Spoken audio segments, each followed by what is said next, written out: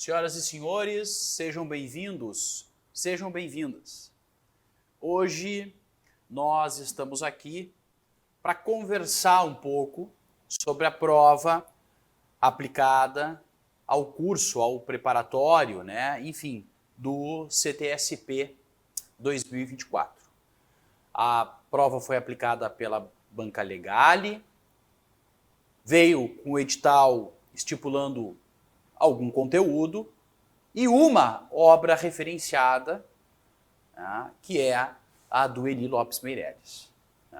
Bom, na teoria, a prova seria para exigência de nível médio. Porém, é inegável que em algumas questões parece que a banca errou a mão, ou elevou muito a régua. Se a gente for dividir a prova, de fato, eu encontro na prova questões fáceis, médias e difíceis. Eu encontro isso. Fáceis, médias e difíceis. Dá para encontrar. A questão é que as difíceis, de certa forma, foram muito difíceis. Então, por isso que a gente dá essa análise, principalmente levando em consideração provas passadas da mesma banca para nível médio. Então, se a gente, que foi mais ou menos o que se vislumbrou, pega provas passadas da mesma banca para o mesmo nível, ou qualquer nível superior, que mais ou menos foi a triagem que eu fiz, eu só não usei como parâmetro provas para procurador, porque não tinha necessidade, imagina específico direito, não é o caso. Não é o caso. A banca elevou muito o nível de pergunta. Então, aí vai ser até um experimento para saber se a banca vai seguir esse nível de perguntas para concursos futuros, vai saber, para nós enquanto professores, ou se foi um caso específico para esse processo seletivo, essa prova para o CTSP.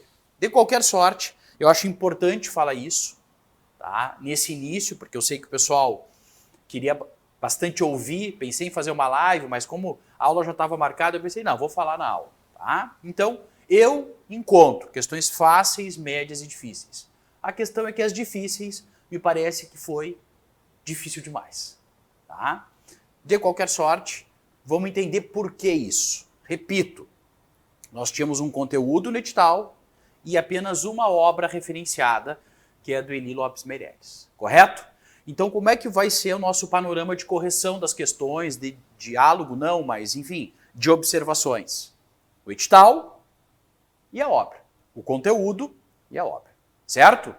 Pois bem, vamos lá então. Questão número 1. Essa questão, ela, para mim, já tem um problema. Na verdade, se eu sou banca e eu não quero dar essa possibilidade, eu dou uma enrolada e digo que não vou anular. Teria ali meus argumentos. Mas, olhando de forma imparcial, a questão 1 deve ser anulada, ou deveria ser anulada. E por uma razão muito simples. A resposta dessa pergunta não está expressa no edital. Ou seja, fere o princípio da vinculação ao edital, ou o princípio da vinculação ao instrumento convocatório. Fere o princípio da legalidade administrativa. Por quê? Porque a resposta dada a essa pergunta não está entre os conteúdos cobrados no edital. Vou ler a pergunta. Para bem compreender a estrutura, aí já me dá uma ideia, estrutura e funcionamento da administração pública, é de fundamental importância ter clareza sobre a natureza, as características, os atributos e outros aspectos atinentes aos órgãos públicos. Então a pergunta é sobre órgãos públicos. Sobre os órgãos públicos, qual a alternativa está correta? Qual alternativa está correta? Pois bem, Eu vou ler as alternativas, eu vou dizer qual está correta, quais estão incorretas e por quê, e vou depois, ao fim, justificar por que não poderia ser considerada lícita ou ter a permanência dessa pergunta na prova. São centros de competência, instituídos para o desempenho de funções estatais por meio de seus agentes, cuja a manifestação de vontade lhes é imputada como própria.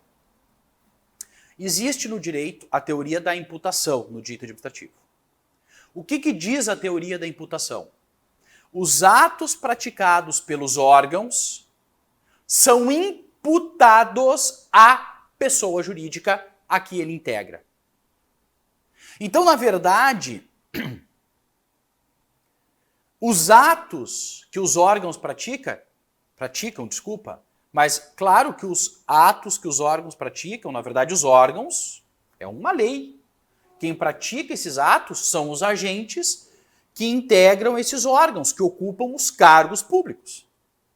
Então, os atos praticados pelos agentes integrantes desses órgãos são imputados, teoria do órgão ou teoria da imputação, à pessoa jurídica a que ele integra. Então, na verdade, não são imputados como próprio, ou seja, os atos não são imputados ao órgão, os atos são imputados à pessoa jurídica. Exemplo, lá na responsabilidade civil, muito fácil ver isso. Uma conduta indevida de um policial. Se essa conduta é motivo de ação, quem está no polo passivo da ação não é a polícia, não é a Brigada Militar, não é a Polícia Civil, não é a Polícia Federal, não é a Polícia Rodoviária Federal. É o Estado do Rio Grande do Sul. Ou seja, o ato praticado por um órgão é imputado à pessoa jurídica a que esse órgão é integrante. Então não é imputado como próprio do órgão, é a pessoa jurídica. Se uma professora machuca um aluno ou ofende um aluno, eventual ação indenizatória é movida contra o Estado do Rio Grande do Sul, contra o município de Pontinhos. Então a 1 está errada porque os atos não são imputados como próprio do órgão, e sim à pessoa jurídica. Tem uma teoria com 2 nomes, teoria do órgão ou teoria da imputação. B, então a 1 está errada.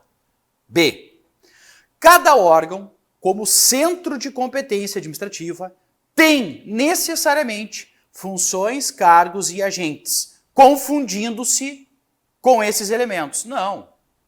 Órgão é uma coisa, funções é outra coisa, cargos é outra coisa e agente é outra coisa. Não há uma confusão conceitual. Existem órgãos que efetivamente são centros de competência. Mas esses órgãos possuem cargos. Dentro de um órgão chamado, por exemplo, Brigada Militar, existem vários órgãos menores. E dentro desses órgãos menores existem cargos. E cada cargo tem função. Ou seja, as atribuições que aquele cargo possui. E agentes são aqueles que exercem aquelas funções. Então esses conceitos não se confundem. Esses elementos não se confundem. Cada um conceitualmente tem, né, a sua definição e a sua função. Então a B está bastante errada. C, e essa foi a alternativa dada como correta pela banca. Integram a estrutura do Estado e das demais pessoas jurídicas como parte desses. Integram a estrutura, perfeito.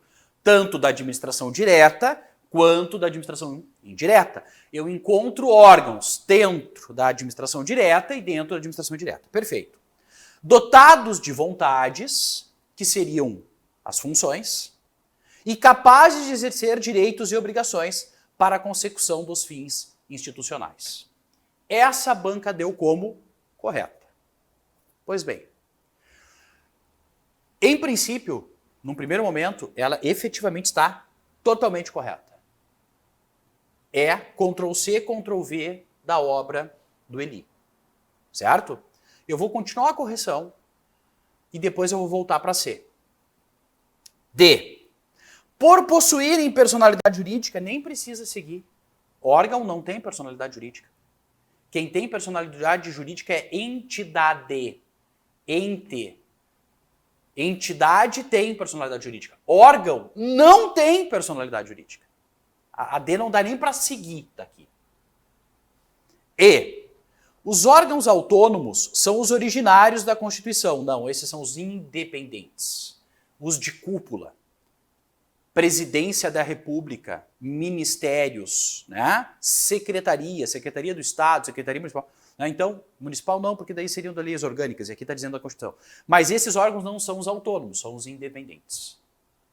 Essa classificação também está dentro do ELI, mas essa de órgãos autônomos, independentes, subordinados, etc., as obras trazem já com uma certa assim, padronização, né? Com uma certa... uma ideia já majoritária. Vou voltar para C e vou dizer por que essa questão deveria ser errada. Muito embora a C esteja certa. Eu fiz o seguinte, eu trouxe aqui a obra do ELI. Tá? Porque é a única obra referenciada. Pois bem, muito embora tenha entendimento, né? Não vou dar margem para a banca aqui. É a única obra referenciada. Eu comentei já que eu fui banca, né? Então eu não quero dar margem para a banca. A banca vai correr atrás das respostas. Né?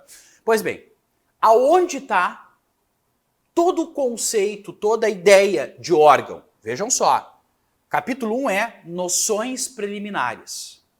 O capítulo 1 dá a ideia, noções preliminares, do nosso item do edital lá, noções básicas de direito administrativo.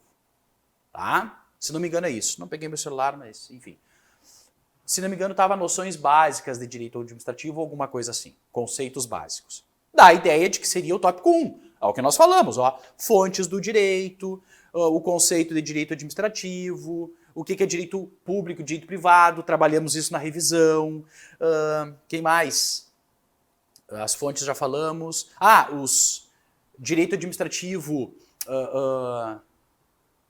Não, na administração pública, sentidos da administração pública, enfim, mais ou menos, sistema contencioso judiciário, falamos isso quando rapidamente falamos da história do direito administrativo, né? Lá falamos do modelo francês, do modelo inglês. Então, isso nós trabalhamos na revisão, capítulo 1. Mas não estava no edital a estrutura administrativa. Não estava. Olha só qual é a diferença. Estava no edital poderes e deveres do administrador público. Exatamente assim. Os poderes e deveres do administrador público. Estava no edital o uso e abuso de poder. Exatamente assim. Mas não estava no edital o item, a estrutura administrativa. Isso eu falei na revisão, isso eu falei na pré-prova. Não estava. E aonde é que está essa resposta? De órgãos públicos. Está lá, ó. Tá vendo lá, 71, órgãos públicos, página, 71. Pois bem, acho que é 72. Aqui, ó. A atuação dos órgãos é imputada à pessoa jurídica. Não estava lá? Olha aqui, ó. Não há entre entidade e órgãos relação de representação de mandato, mas sim de imputação. Falamos de tudo isso. Mas agora eu vou ler exatamente o trecho em que está a resposta.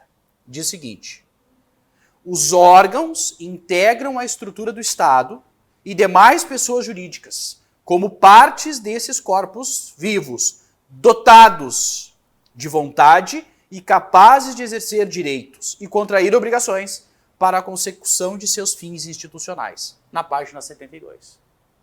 A página 72 está dentro do item chamado a estrutura administrativa, que não está no nosso edital.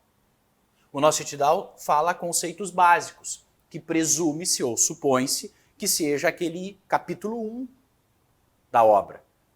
Porque o capítulo 2 já fala a administração pública, e aí é outra coisa, não é conceitos básicos. Então, o que se espera da banca?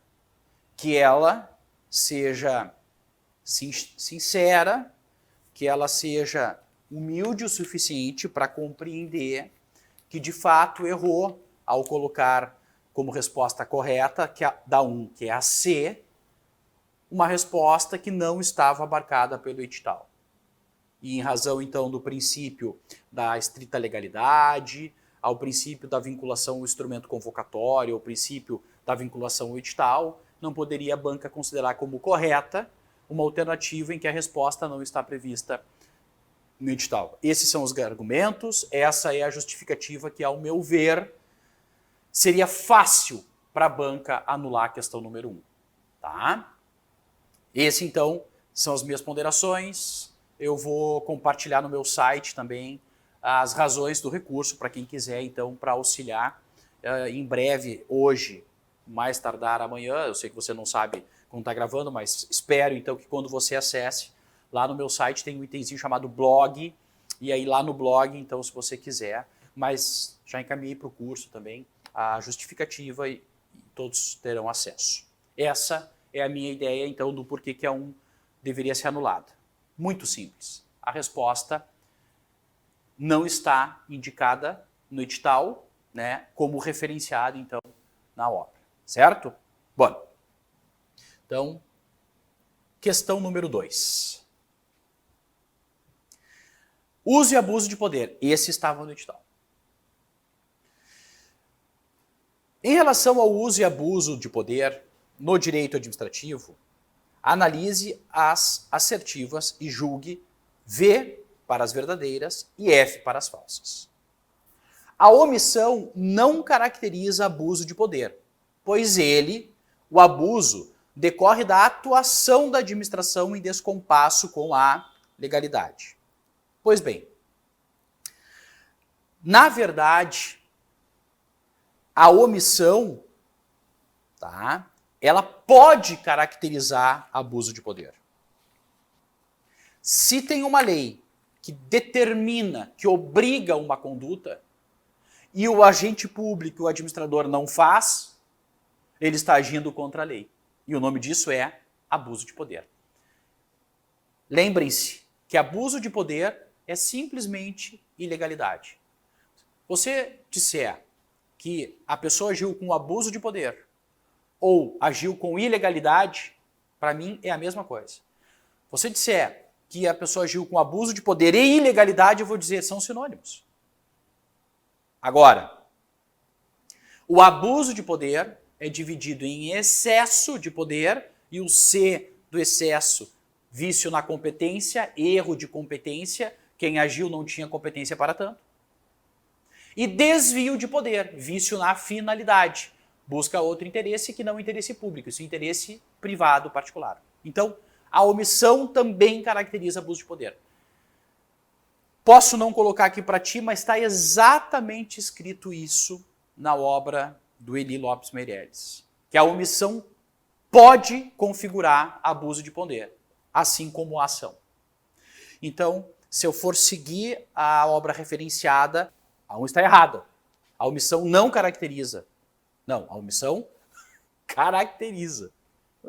A omissão caracteriza. Eu li tanto a obra do Eli para poder gravar a aula de hoje, que eu fiquei com ela na mente. A omissão não caracteriza, não. A omissão caracteriza abuso de poder. Então ela está errada. Está errada. Por quê? O que está errado é esse não. Esse não aqui está errado. Deu. Agora fica melhor. Agora ficou melhor. Tá? A omissão não caracteriza abuso de poder. A omissão caracteriza abuso de poder. Tá? Caracteriza abuso de poder. Então ela está falsa. O excesso de poder, uma das formas de abuso de poder é dividido em excesso e desvio. Então, excesso de poder é uma das formas de abuso de poder. Perfeito. Resta caracterizado quando a autoridade age claramente além da sua competência. Então, vamos lá de novo. Competência.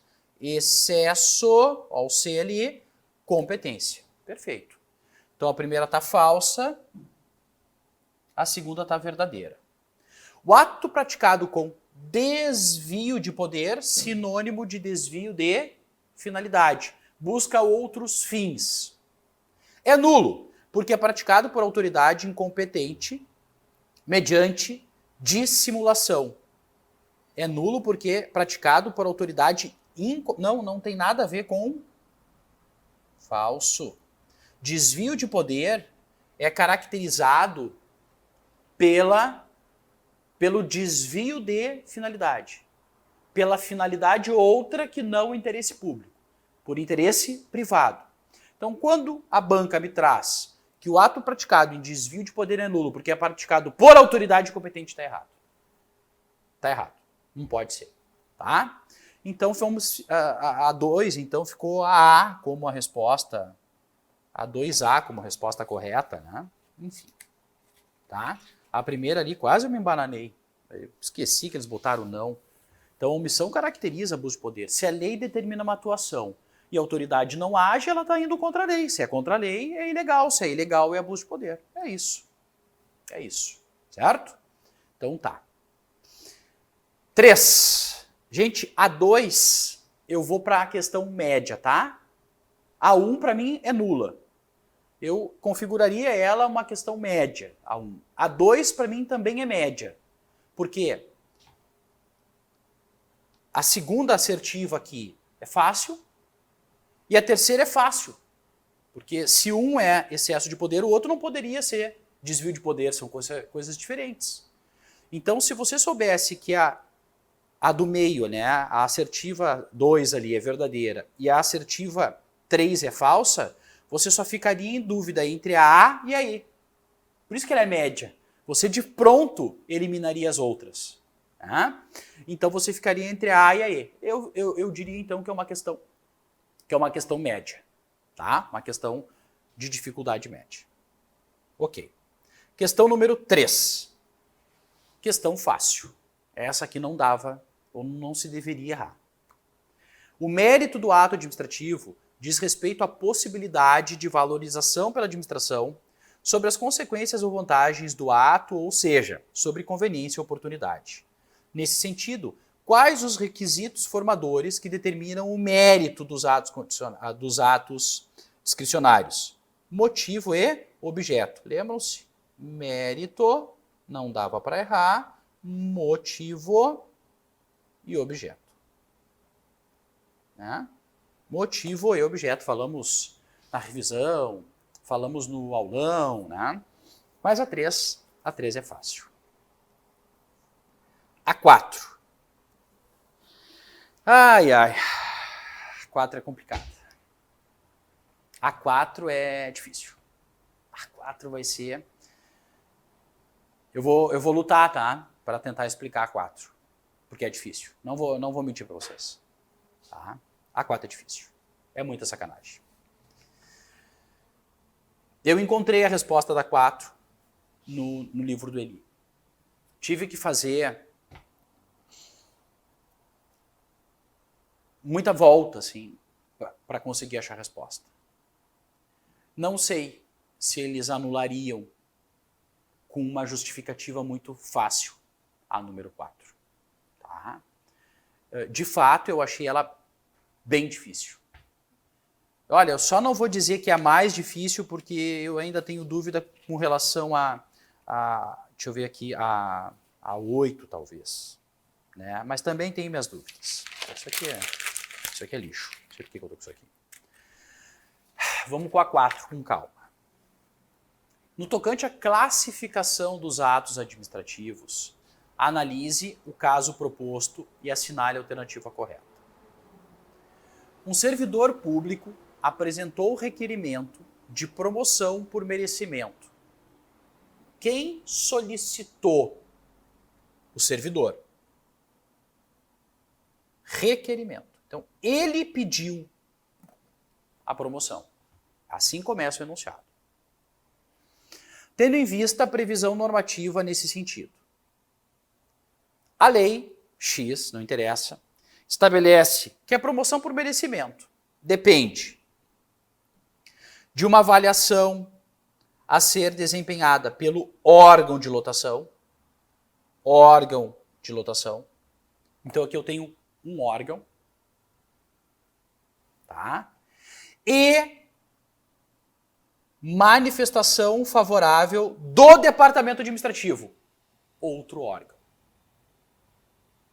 Então eu tenho o requerimento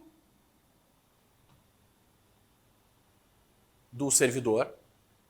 Eu tenho um órgão que diz da minha avaliação especial, da produtividade e desempenho, e outro órgão da sua manifestação favorável. Os dois órgãos precisam se manifestar. Né? Os dois órgãos precisam se manifestar. Mais um é o órgão, onde é que ele está ali? De lotação do servidor, é onde o servidor está lotado. E o outro órgão é um outro departamento. Então são órgãos separados, diferentes. Vamos lá com calma. Enunciado, está interpretado. Nesse caso, a promoção por merecimento é a alternativa A. Um ato composto. Porque sua formação requer a vontade de mais de um órgão ou mais de uma autoridade. Pois bem, gente. Eu tenho que pegar agora a obra do Eli. E aí... Pá, Gustavo, mas é sacanagem, porque a gente fica refém... Eu não vou te dizer que é sacanagem. Mas, de fato, a gente está submetido ao que está no edital. Assim como eu cobrei na alternativa, na questão 1, que eles cobraram um conteúdo que não estava no edital, né, eu não posso brigar com eles por me cobrarem um conteúdo que está no edital, que nas referências bibliográficas. Pois bem. Vou salvar, mas não é isso que eu quero. Né? Eu quero mudar para aqui. Isso aqui que eu quero. Vou lá para a obra do Eli. Na obra do Eli, eu vou descobrir a página que eu vou chegar para vocês. Tá? E eu agora, efetivamente, não vou poder tocar, porque essa parte é muito sensível. Tá? Aqui, ó, gente. Na obra do Eli, existe um tópico chamado de ato simples, complexo e composto. Tá lá, ó. Página 196. Então, o que eu vou fazer? Eu vou lá para a página 196 para descartar ou não a A. Daqui a pouquinho a A também tá certo. Enfim. Mas eu preciso ir para a página 196 para explicar melhor isso. Por que eu digo, gente, que essa questão para mim é difícil? Tá? Porque, diante do nosso conteúdo estabelecido no edital, eles pegaram um item muito específico, que, aliás, atos complexos e compostos. Se a gente fosse fazer uma pesquisa no meu material de atos, por exemplo, ato complexo e composto é extremamente delicado, porque vários autores entendem de forma diferente. Tem autores, inclusive, que no exemplo de um livro, o autor diz que é exemplo de ato complexo. Aí quando você abre outro livro de outro autor, aquele exemplo é do ato composto. Não há uniformidade. Mas eu não posso usar isso na prova, porque a prova diz com base no Eli. Olha o que diz exatamente nesse tópico. Aqui, ó. Por que eu achei difícil essa questão? Porque a resposta está dentro de um parágrafo. Não é um conceito que está em itálico que faz achar. Não, olha só. O ato composto distingue-se do complexo. Está aqui, ó. Eu não consigo te marcar, mas eu estou lendo ali, ó. Ato composto. Tá? Está dentro do conceito de atos do conteúdo, atos administrativos. Distingue-se do ato complexo porque o ato complexo, só se forma com a conjugação da vontade de órgãos diversos. Órgãos diversos. Ao passo que o composto é pela vontade de um órgão. Ato complexo, conceito de ato complexo, é o que se forma pela conjugação de vontades de mais de um órgão administrativo. E agora eu vou lá para o enunciado. Ato composto, porque a sua formação requer a vontade de mais de um órgão, gente. Isso não é o conceito de composto. Este é o conceito de ato, vou na canetinha, né? Ato complexo. Por isso não é A.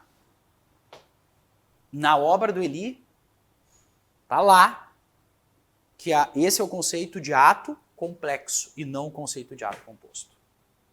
Por isso não pode ser. Tá? Eu vou pular a B, porque a B foi a dada como correta. E vai demorar para explicar também. C. É um ato interno de expediente. Não, não é ato de expediente. Ato de expediente não tem caráter decisivo. Ato de expediente é encaminhamento de um documento de um setor para o outro, cadastramento de um processo no sistema. Isso é ato de expediente. Não tem imperatividade, percebe? O ato de expediente não tem caráter decisório. Imperatividade também, mas não tem caráter decisório. E aqui tem que decidir se ele tem direito à promoção por merecimento ou não. Então não é ato de expediente. É um ato simples, porque não há órgão colegiado envolvido. Ato simples significa que um órgão, colegiado ou não, emite um órgão, um ato. Um órgão, um ato. Não interessa se o órgão é simples ou colegiado. Então a D tem um problema dentro do próprio conceito. Porque o ato é simples quando um ato é emitido por um único órgão. Não interessa se o órgão é colegiado, ou seja, tem 2, 3 para decidir, mas se aqueles 2, 3 decidirem um ato, isso é um ato simples. Mas no enunciado eu já vi que tem 2 órgãos com 2 atos, então não é ato simples. Mas o conceito de ato simples também está errado. Tá? Então a D ela está errado do início ao fim. No conceito interno e porque em relação ao enunciado também está errado. Impugnável a qualquer momento, pois se trata de procedimento formado por atos isolados e independentes. Não é um procedimento formado por atos isolados e independentes, pelo contrário. Existe no próprio livro do Elie, tá? E aí me permitam, eu vou ter que colocar ali de novo, tá?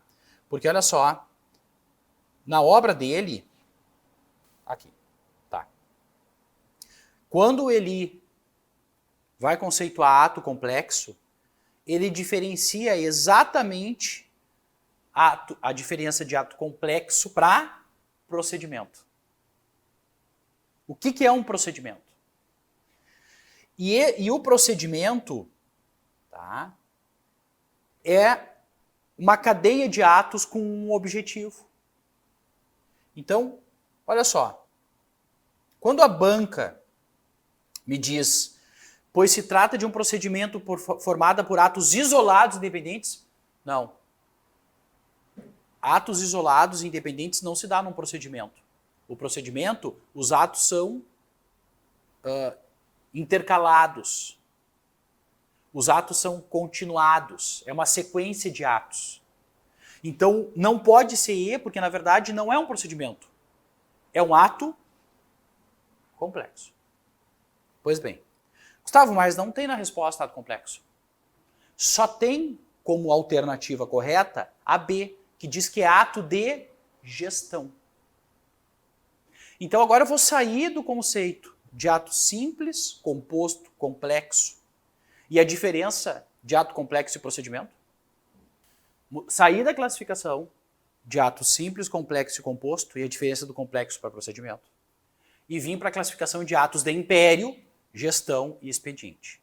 A banca está me dizendo que a resposta B é que esse requerimento do servidor é um ato de expediente.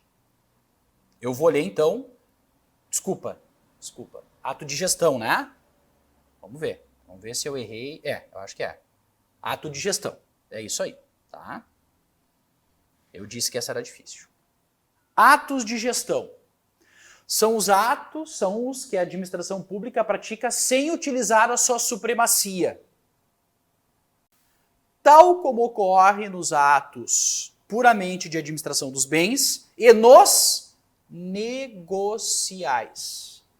Não exigem coerção sobre os interessados. Pergunto. Quem é que pediu o merecimento, a promoção? Não foi o servidor? Tem alguma imposição por parte da administração pública? A administração pública, o Estado, obrigou ele a pedir? Não. Ele pediu porque quis. Promoção por merecimento. Agora, a administração vai decidir se concorda ou discorda, defere ou indefere. Ele só pediu. O nome disso, gente, ato negocial. Gustavo quer fazer a carteira de habilitação. Eu vou lá e peço, eu me matriculo, eu faço as aulas, eu faço a prova. E lá no fim, eu vou ver se eu tenho direito ou não à carteira de habilitação. Mas quem vai decidir sim ou não é a administração pública. Mas quem é que pediu? Eu. Eu podia não pedir. Ato de gestão. Por que eu estou dizendo que é ato de gestão? Porque isso é um ato negocial. Atos negociais não têm imperatividade. Não tem imposição por parte da administração. Então, o que o Eli está me dizendo aqui? Que os atos de gestão, ou melhor, que dentro dos atos de gestão existem os atos negociais. Que dentro dos atos de gestão existem atos negociais, que não têm imposição, que não têm imperatividade. Gustavo, me dá o exemplo de atos negociais. Dá o exemplo. Eu vou lá no índice, para ser mais rápida a pesquisa, tá? É 190 alguma coisa, né? Que são dos atos. Atos negociais. Aqueles que encerram um mandamento geral ou um provimento especial da administração. Outros são praticados contendo declaração de vontade do poder público. Atos negociais. Contendo a declaração de vontade do poder público, coincidente ou não com a do particular. Por exemplo, quero merecimento. Concordo ou discordo. Preenche ou não os requisitos. Então, a licença de habilitação, né, para dirigir, o porte de arma, a licença de construção, um alvará, uma licença para funcionar um estabelecimento, são atos negociais. O interessado, o particular, pede e a administração concorda ou não concorda. E disse o Eli que os atos negociais são exemplos de atos de gestão. Então, assim, gente. E aí ele diz, né, que uma vez decidido a administração, defiro ou não defiro, ela se vincula a essa resposta. Acho que está assim no enunciado, né? Um ato de gestão que gera direito subjetivo, se praticado regularmente, torna-se vinculante. Né? Ele se vincula à resposta. Vou deferir. Então tá, então me dá a licença, me dá a autorização, me dá o meu merecimento. Indefiro. Bom, então perdi, posso recorrer, enfim. Tá? Então vejam que eu tenho aqui na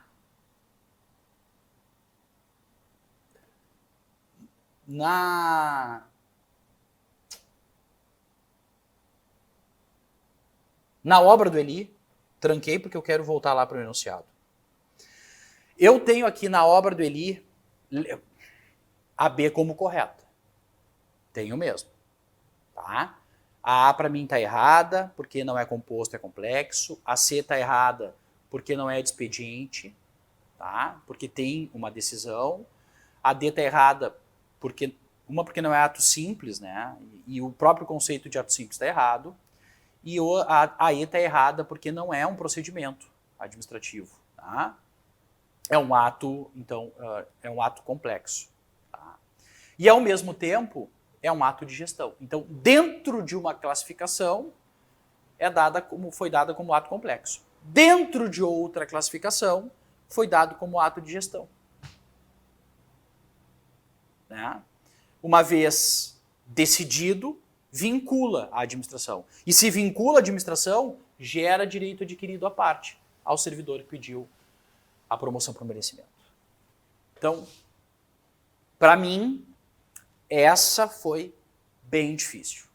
Eu vou ser franco, assim, ó, eu demorei para chegar a essa conclusão. Né, para achar a B como resposta correta. Assim. Perceba, então, que eu passei por várias vários conceitos e vários enunciados na obra do autor. Tá? Eu espero que vocês tenham entendido o que esse quebra-cabeças que foi a questão 4 e aí então queria dizer que para mim a questão 4 foi uma das mais difíceis, se não a mais difícil da prova. Disparado. Tá? Fugiria de uma ideia de nível médio? Eu acho que sim. Tá, gente? Eu acho que sim. De qualquer sorte, é difícil pesar essa régua ou formular um recurso por causa disso. Esses são os argumentos que eu tenho de que não seria cabível, então, a anulação da questão 4. Deixa eu só explicar uma coisa.